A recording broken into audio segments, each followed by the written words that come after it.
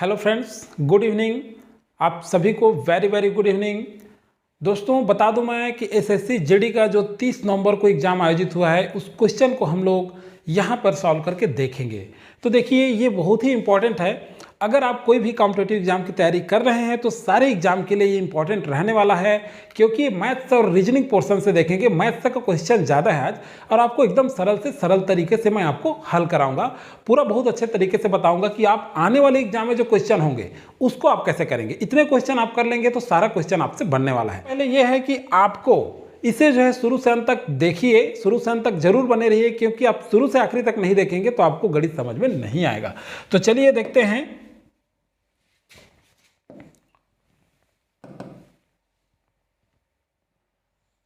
तो दोस्तों देखिए पहला नंबर का क्वेश्चन। तो सबसे पहले मैं आपको बताया कि एसएससी जीडी का, किसका, एसएससी जीडी का जो एग्जाम आयोजित हुआ है 30 नवंबर को। तो 30 नवंबर में क्या क्या आपसे क्वेश्चन पूछे गए हैं मैथ्स एंड रीजनिंग से, तो उन सारे क्वेश्चन को हम लोग करने वाले हैं। तो चलिए देखते हैं पहला नंबर का क्वेश्चन क्या पूछा गया है। पहला नंबर का क्वेश्चन, चलिए देखते हैं पहला नंबर का क्वेश्चन। पहला नंबर का क्वेश्चन पूछा है, पहले पढ़ लेंगे। यदि 30 व्यक्ति प्रतिदिन 8 घंटे काम करते हुए किसी काम को 10 दिनों में पूरा करते हैं, 40 व्यक्तियों को प्रतिदिन कितने घंटे काम करना होगा ताकि वह 6 दिनों में पूरा कर ले। तो इस तरह से आपको क्वेश्चन पूछा जा रहा है। तो चलिए देखते हैं इस तरह से क्वेश्चन को हम सॉल्व कैसे करेंगे। तो बहुत ही इजी है। आप जानते हैं 30 व्यक्ति, पहले पढ़िए क्वेश्चन को। 30 व्यक्ति प्रतिदिन 8 घंटे काम करते हैं, तो आपको फार्मूला बताया था 30 M1D1 M और M2 D2 वाला। तो देखिए वैसे ही करना है, 30 गुणा 8। क्या करेंगे, 30 गुणा 8। 30 व्यक्ति प्रतिदिन 8 घंटे काम करते हैं, मतलब 30 गुणा 8, और करते हुए कितने दिन में पूर्ण कर लेता है, 10 दिन में। तो यहाँ 10 कर दीजिए। अब क्या कह रहा है, 40 व्यक्तियों को प्रतिदिन, मान लीजिए 40 व्यक्ति हैं, तो 40 व्यक्तियों को प्रतिदिन कितने घंटे काम करना होगा। तो मान लीजिए x घंटे काम करते हैं। कितने घंटे काम करते हैं, x घंटे काम करते हैं। समझ में आ रहा होगा। अब चलिए देखते हैं तो वह कितने दिनों में पूरा करते हैं। तो गुणा 6 दिनों में वो क्या कर लेते हैं, पूरा कर लेते हैं। इतना समझ में आया आप सभी को। अब चलिए देखते हैं, यहाँ पर कुछ नहीं करना है, एक ही लाइन में आपका आंसर आ जाएगा, 30 गुणा 8 गुणा 10। अब क्या करना है, बटा यह जो पक्षांतर हो जाएगा, तो ये गुणा में है तो भाग में आ जाएगा। तो 40 गुणा कितना हो जाएगा, 6 इक्वल बचा कितना हमारे पास, x। अब चलिए देखिए यहाँ पे क्या क्या जो कटेगा उसको कटा लेंगे। यहाँ से 10 और 10 चौक 40, यहाँ से 6 एकम 6 और 6 पंछे 30, यहाँ से 4 एकम 4 और 4 दूने 8।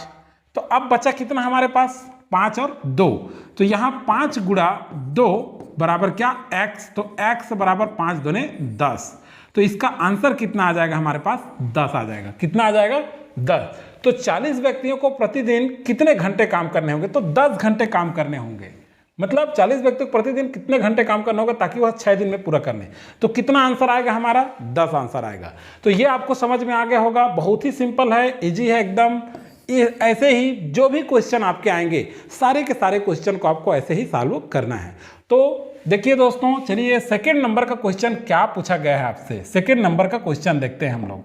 सेकंड नंबर का क्वेश्चन में देखिए, एक बेलन, क्या, एक बेलन का वक्र पृष्ठ क्षेत्रफल 92 वर्ग सेंटीमीटर तथा उसका आयतन 644 घन सेंटीमीटर है। तो बेलन का व्यास ज्ञात करने के लिए बोल रहा है। क्या ज्ञात करने के लिए बोल रहा है, व्यास ज्ञात करने बोल रहा है। तो चलिए दोस्तों, आपको समझ में आ रहा होगा, उम्मीद है ये वीडियो। तो अगर आप चैनल में नए हैं तो चैनल से जुड़ जाइए, सब्सक्राइब कर लीजिए। सब्सक्राइब करके बेल आइकन को प्रेस रखिए, बेल आइकन में ऑल प्रेस रखिए, तभी आपको वीडियो का नोटिफिकेशन मिलता रहेगा। तो चलिए देखते हैं, एक बेलन का वक्र पृष्ठ कितना दिया है, 92 वर्ग सेंटीमीटर तथा उसका आयतन कितना दिया है, 644 घन सेंटीमीटर। उस बेलन का व्यास हमको ज्ञात करना है। अब क्या करेंगे, देखिए आपको एकदम स्पष्ट दिख रहा है। तो सबसे पहले लिखेंगे हम लोग बेलन का वक्र पृष्ठ है। तो बेलन का वक्र पृष्ठ का सूत्र क्या होता है, लिख लीजिए। बेलन का वक्र पृष्ठ, बेलन का जो वक्र पृष्ठ है उसका सूत्र क्या होता है, 2πr h। और बेलन का, अब देखिए क्या दिया है उसका आयतन, तो बेलन का आयतन क्या होगा, तो देखिए आयतन क्या होगा, आयतन का सूत्र है पाई आर स्क्वायर एच। इतना आपको याद रखना है, ये इंपॉर्टेंट है, ये आपको जानना पड़ेगा, इतना आपको याद करना पड़ेगा। ये दोनों को दोनों क्या है, फार्मूला है। चलिए अब देखते हैं उस बेलन का व्यास ज्ञात करना है। तो देखिए आर क्या होता है, आर बराबर क्या है, त्रिज्या है, आप सभी जानते हैं आर बराबर त्रिज्या। और व्यास क्या होता है, तो व्यास जो होता है ये जो है ना, जैसे मान लीजिए एक बेलन है, तो ये जो है आधा, हाफ, ये एक त्रिज्या है आधा, और इसे पूरा इस तरफ बढ़ा देंगे तो क्या हो जाएगा, व्यास। तो व्यास बराबर क्या होता है, त्रिज्या का 2 गुना, तो 2r होता है। ये भी आपको ध्यान रखना है। पहले इतना हम लोग को पता है, अब सभी जान गए कि r त्रिज्या और व्यास मतलब त्रिज्या का 2 गुना होता है। समझ में आ गया होगा यहाँ तक आपको। अब चलिए देखते हैं, अब देखते हैं एक बेलन का वक्र पृष्ठ है, तो हम लोग कैसे निकालेंगे, सीधा सीधा है बेलन का आयतन, बेलन का आयतन बटे बेलन का वक्र पृष्ठ, बेलन का वक्र पृष्ठ। तो देखिए बेलन का आयतन बटे बेलन का वक्र पृष्ठ है, तो बेलन का आयतन कितना दिया है हमको, 644। तो यहाँ लिख लेना है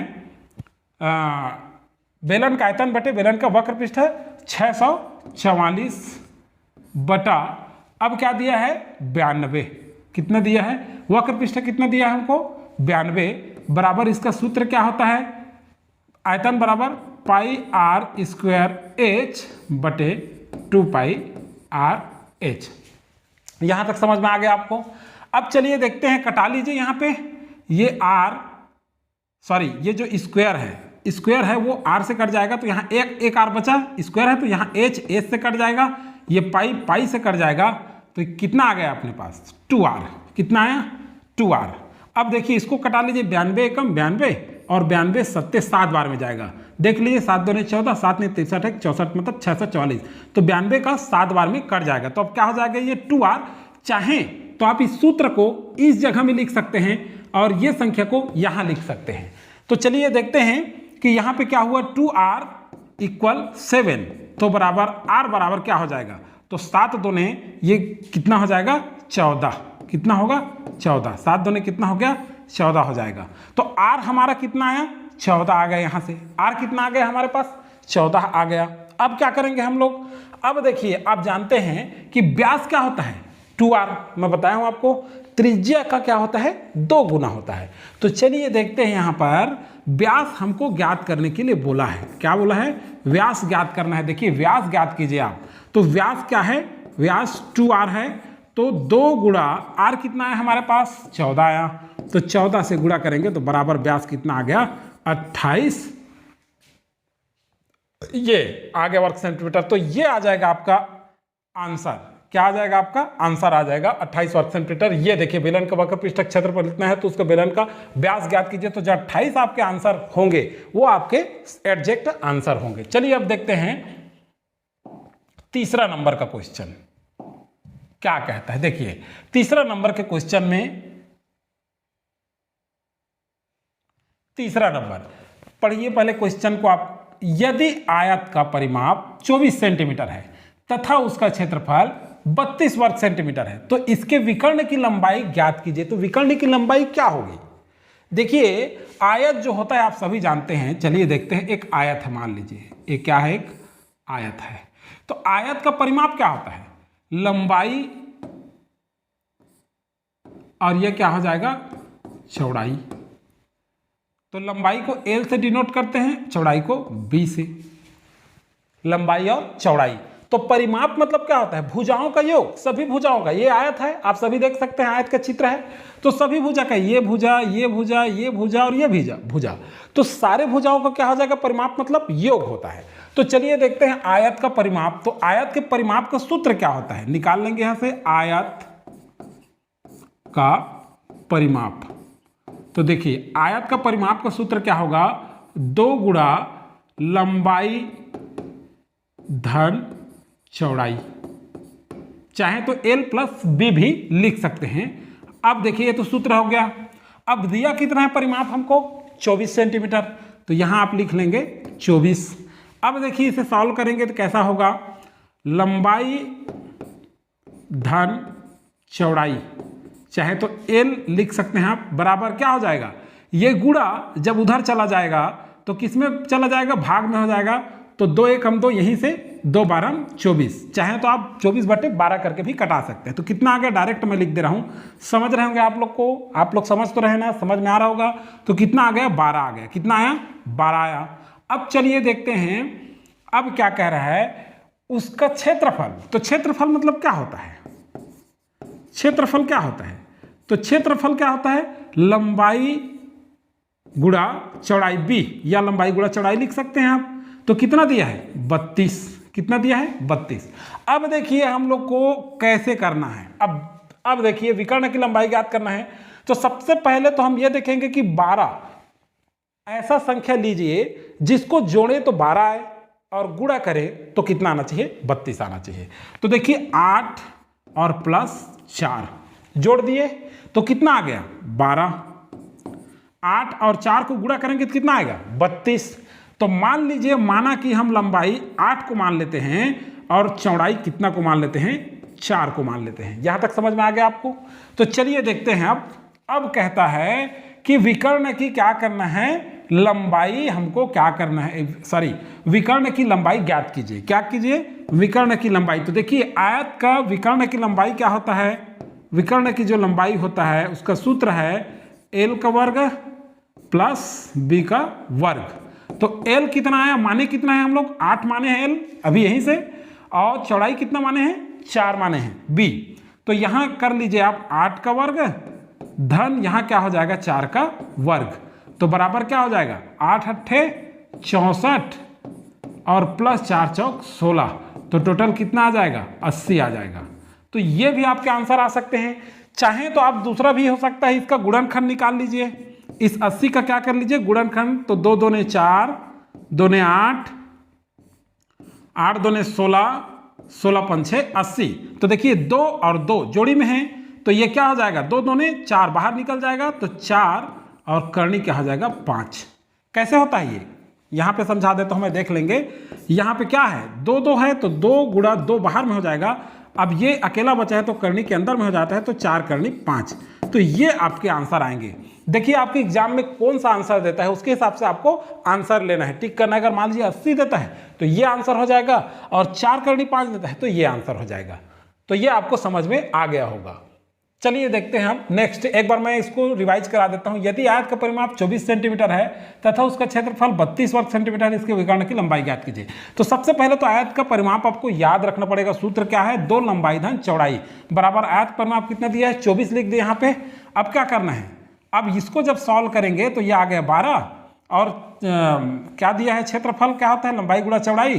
तो ये क्या हो गया, 32। तो जोड़े तो 12 आना चाहिए, यहीं पे ध्यान रखना है आपको। जोड़े तो क्या आना चाहिए, 12, और गुणा करें तो कितना आना चाहिए, 32। ये दोनों में से तो 8 और 4 को जोड़े तो 12 आया, और 8 और 4 को गुणा करेंगे तो 32 भी आ जाएगा। तो इसीलिए हम लोग लंबाई क्या मान लिए, 8, L क्या मान लिया 8, और B क्या मान लिए हम लोग 4।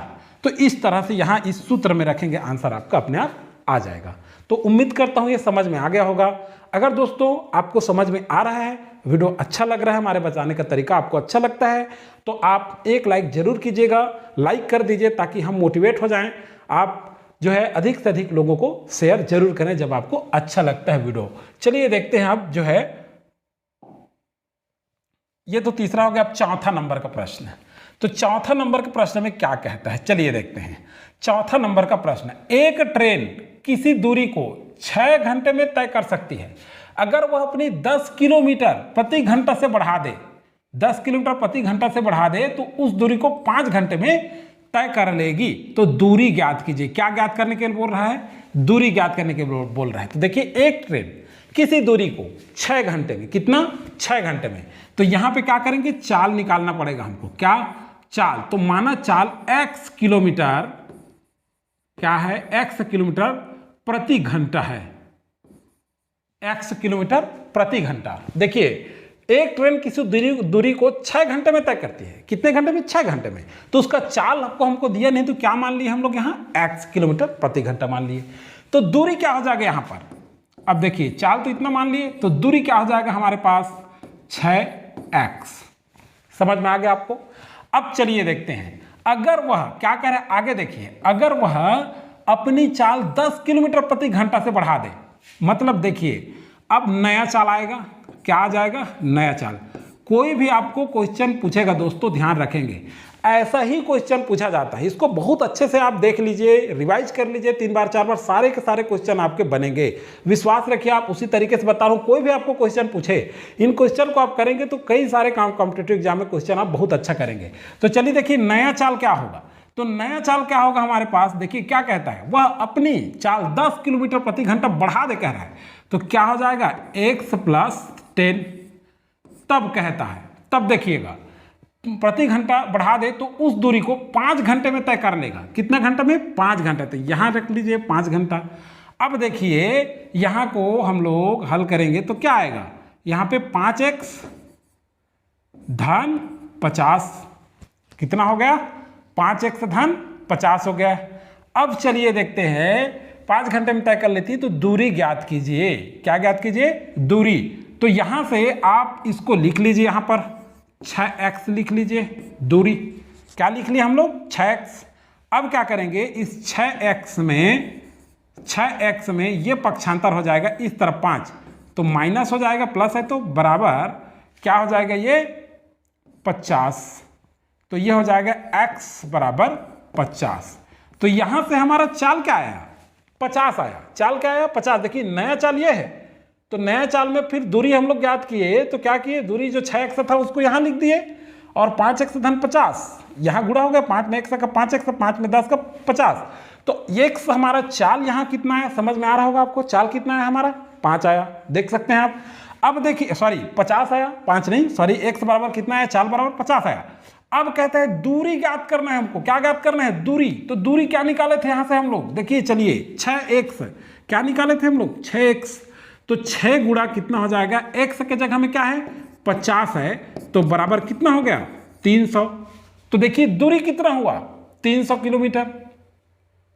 कितना हुआ, 300 किलोमीटर दूरी आ गया। अब देखिए इसमें भी चेक करके देख लीजिए सही है कि नहीं। ये जो नया चाल है आपका यहाँ, इसमें चेक कर लीजिए, तो इसमें चेक कर लीजिए। चलिए देखते हैं यहाँ से, x के जगह में इसमें रखिए, कितना है x, 50 धन 10 ब्रैकेट कर लीजिए, और ये हो गया 5।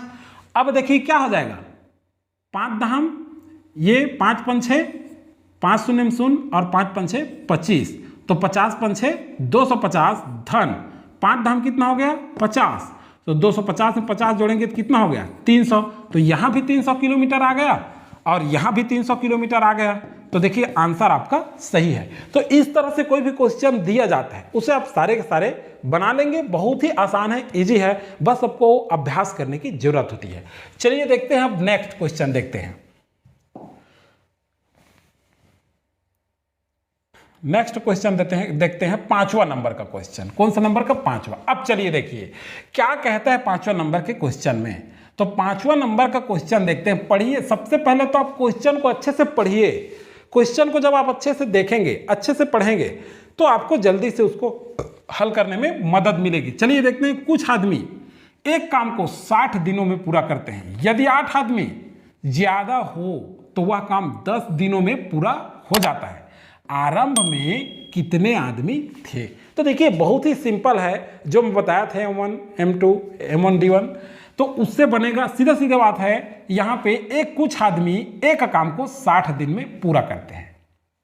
यदि 8 ज्यादा हो जाए, कितना, 8 अगर ज्यादा हो जाए, देखिए कुछ आदमी क्या करते हैं, एक काम को कितना दिन में पूर्ण करते हैं, 60 दिन में पूरा करते हैं।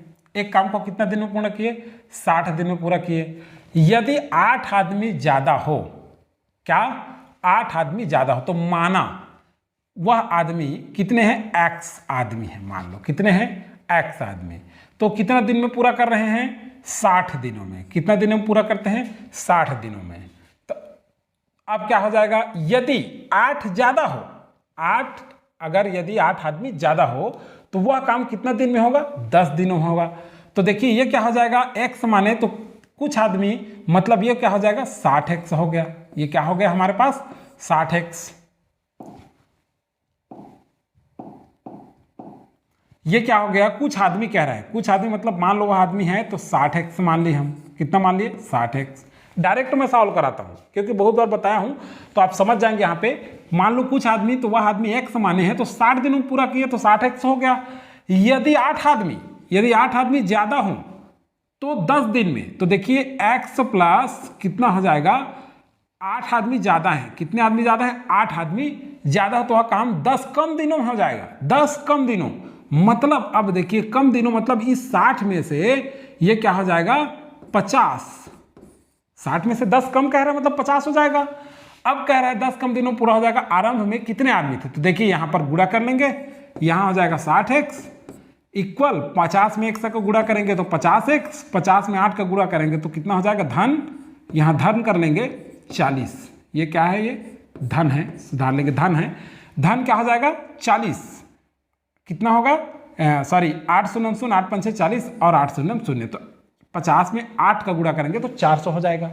यह जो 50x है ये 60x की तरफ क्या हो जाएगा, पक्षांतर हो जाएगा, तो ये प्लस है वो माइनस हो जाएगा, बराबर ये 400 अपने जगह है। अब यहां से देखिए ये x है, 60x में से 50x हो जाएगा तो 10x हो जाएगा और बराबर 400 हो जाएगा। x बराबर क्या होगा, ये यहाँ पे गुणा में है, पक्षांतर होगा तो भाग में चला जाएगा तो 10 हो जाएगा, 10 एकम 10, 10 चौक 40, 10 शून्य शून्य, चाहे तो एक शून्य को एक शून्य से भी कटा सकते हैं, जैसा भी आपको अच्छा लगे। तो x बराबर कितना आ गया, यहाँ पे 40 आ गया। तो अब क्या कह रहे हैं, देखिए आरंभ में कितने आदमी थे, तो कितने थे 40 थे, तो ये आपके आंसर आ जाएंगे। ये भी आपको समझ में आ गया होगा, कुछ नहीं करना है। एक बार और देखिए, समझाता हूं मैं, एक बार रिवाइज देखते हैं। कुछ आदमी एक काम को 60 दिनों में करता है, तो मान लो आदमी कितना है, x है तो 60x हो गया।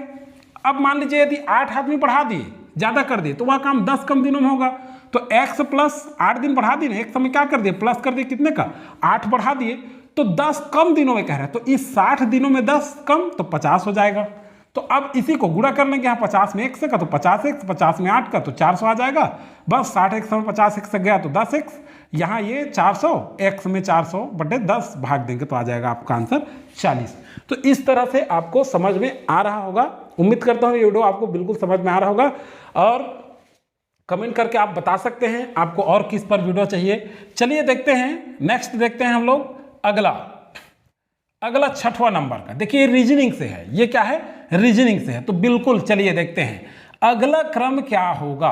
देखिए इस तरह से आपके बहुत सारे, अभी एसएससी जीडी का जो एग्जाम हो रहा है बहुत सारा क्वेश्चन पूछा जाता है, और जीडी ही नहीं किसी भी एग्जाम को देख लीजिए आप लोग, बिल्कुल सारे इस तरह से क्वेश्चन आपके आते हैं। तो देखिए 17:88 है और 15 कितना होगा, तो सबसे पहले देखिए 17 में गुणा करके देखिए आ रहा है क्या, आप देख सकते हैं।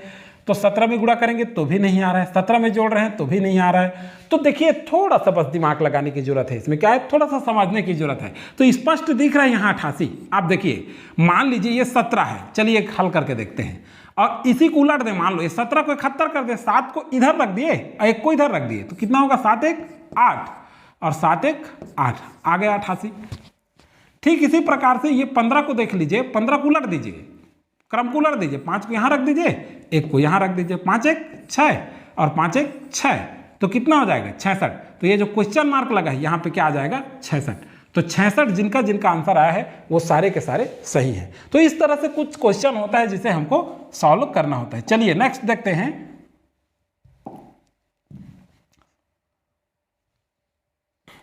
7वां नंबर का क्वेश्चन। कौन सा नंबर का क्वेश्चन, 7वां नंबर का। तो देखिए 7वां नंबर का क्वेश्चन में क्या दिया है, निम्न को एक सार्थक अनुक्रम में, अनुको हो गया मिस प्रिंट हो गया, सुधार लेंगे, अनुक्रम है ये, क्या है अनुक्रम में व्यवस्थित कीजिए। तो देखिए ये तो सिंपल है, आप बना सकते हैं। चलिए बताइए, कमेंट करके इसका आंसर दीजिए, बल्कि बहुत ही सरल है, बहुत ही सिंपल है। ये कैसे आएगा, सबसे पहले क्या होगा, देखिए क्या होगा, सबसे पहले क्या होगा, जंगल होगा। क्या होगा, पहला 2 जंगल होगा। देखिए दिमाग लगाइए, एकदम सिंपल है। सबसे पहले क्या होगा, जंगल होगा। जंगल में क्या होगा, वृक्ष पाए जाएंगे। वृक्ष से सूखा लकड़ी मिलेगा, लकड़ी से हम लोग क्या बनाएंगे, फर्नीचर बनाएंगे। तो जंगल में वृक्ष चौथा, और उसके बाद क्या हो जाएगा, 2 के बाद 4, 4 के बाद 3 लकड़ी, ये हो गया जंगल, सॉरी जंगल, जंगल में क्या मिला? वृक्ष, और वृक्ष क्या था? मान लो लकड़ी, और लकड़ी से क्या बनाए हम लोग? पहला फर्नीचर। तो इस तरह से इन क्वेश्चन को हम लोग बना सकते हैं। चलिए देखते हैं, इसमें कुछ नहीं रखा है, एकदम सिंपल है ये। अब देखते हैं नेक्स्ट, देखते हैं। हाँ, तो ये अंतिम क्वेश्चन था, ये साथी क्वेश्चन था आज। इतना ही देखते हैं हम लोग आज के लिए।